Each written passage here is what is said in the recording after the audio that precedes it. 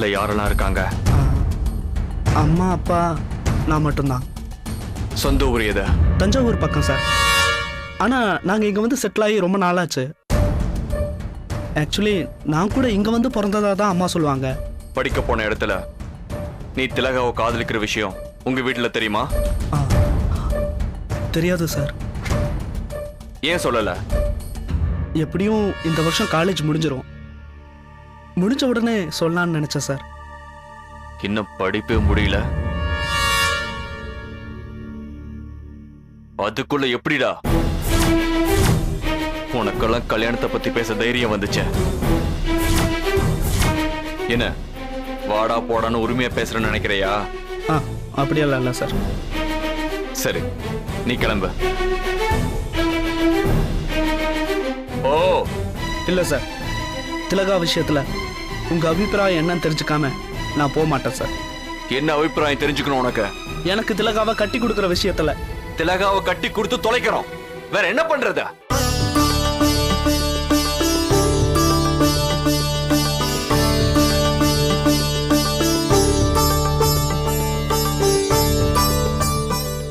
ஆனா உனக்கு இல்ல, என் ஃப்ரெண்டுக்கு.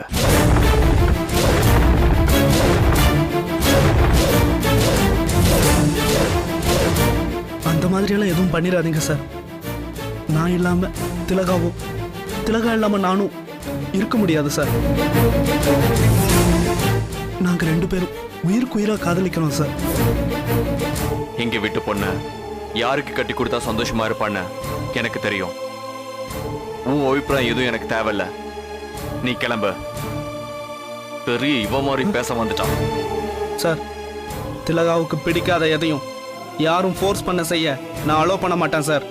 எனக்கும் திலகாவுக்கு கல்யாணம் நடக்கணும். திலகா காலத்துல நான் தான் தாலி கட்டுவேன். முடிஞ்சா தடுத்து பாரு. என்ன பணம் இருந்தா என்ன வேணா பண்ணுவியா நீ?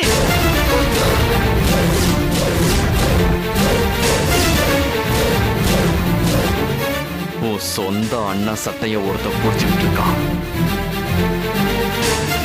நீ பாத்துக்கிட்டு சும்மா இருக்க போறியா குட்டி? ஐயோ சாரிண்ணா, என்ன மன்னிச்சிடுங்க. ஏய் கையேடுறா.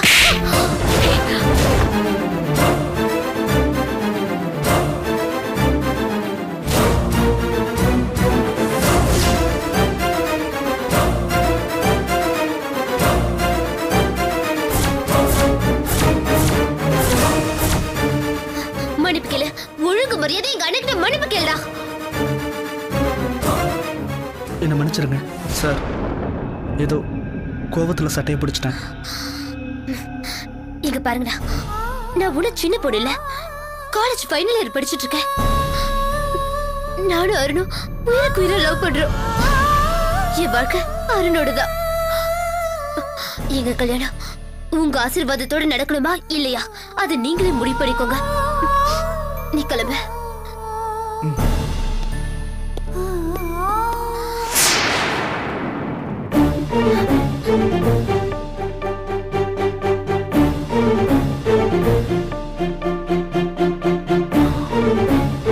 இப்போ உனக்கு திருப்தியா? என்னையே அப்படி கேக்குறீங்க? வீடு 2 பட்டா உனக்கு கொண்டாட்டம் தானே?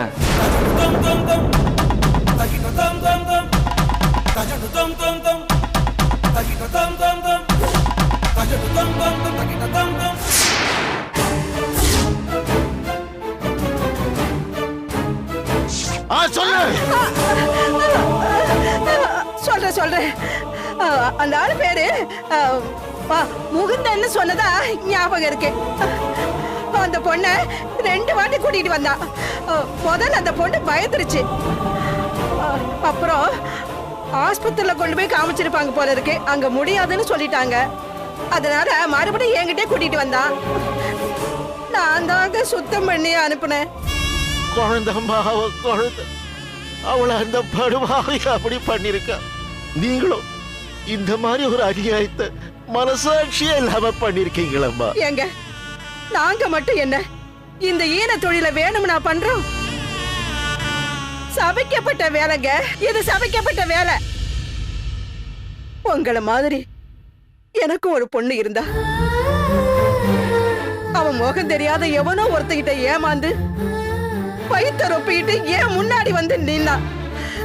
நான் பெத்தவளாச்சே, என் உடம்பெல்லாம் பதறி போச்சு.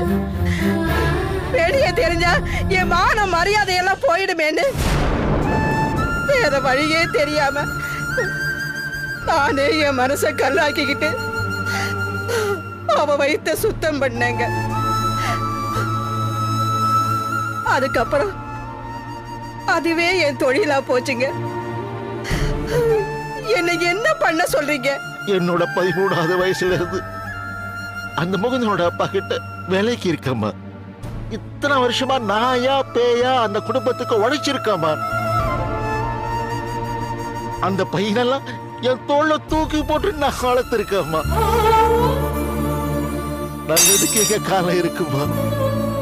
என் குழந்தைய சிலாபனமாக்கி அவளை சாய அடிச்சிட்டு அவன் மட்டும் ஒண்ணுமே தெரியாத மாதிரி என்கிட்ட பழகிறானம்மா.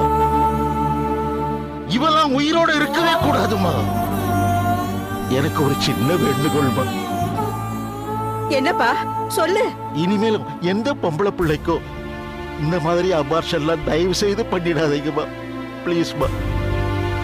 கேட்கறதுக்கே ரொம்ப நகராசமா இருக்குமா. அந்த மாதிரி நேரத்துல அந்த பொண்ணுங்களும் எவ்வளவு வேதனைப்படுவாங்கன்னு நினைச்சாலே நெஞ்செல்லாம் பதறுதுமா. பிளீஸ். சரிப்பா, இனிமே நான் பண்ண மாட்டேன். சரிம்மா, நான் வரேம்மா. வாப்பா.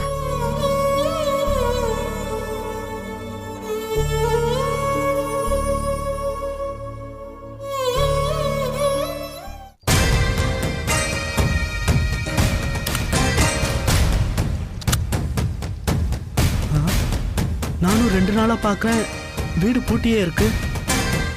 நம்ம லவ் மேட்டர் தெரிஞ்சவன திலகாவை அவங்க அண்ணன் எங்கேயாவது கடத்திட்டானா?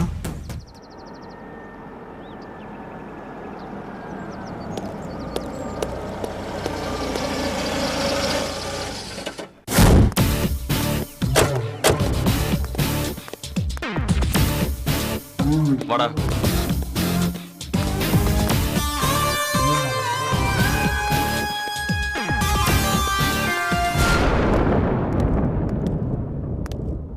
ரேணு, அவ மயக்கத்துல இருக்கா.